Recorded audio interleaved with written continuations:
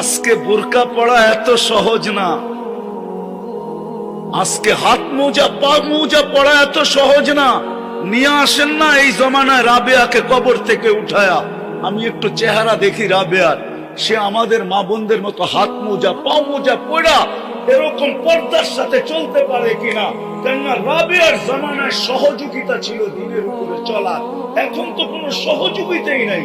আল্লাহর রাসূল বলছে, সাহাবারা জিজ্ঞাসা করছে, আল্লাহর রাসূল বলছে তোমরা হকের উপরে চলার জন্য সহযোগিতা পাইতেছ, জিবরিলকে আসতে দেখতেছ, যাইতে দেখতেছ, কোরআন নাযিল হইতে দেখতেছ, আমি তোমাদের মাঝে আছি।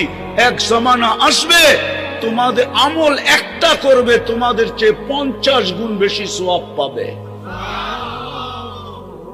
আমাদের মা বোনদের ভিতরে রাবেয়া বসরির চেয়ে বড় আল্লাহওয়ালা আছে, হতে পারতো যদি মেসেজ যাইতো।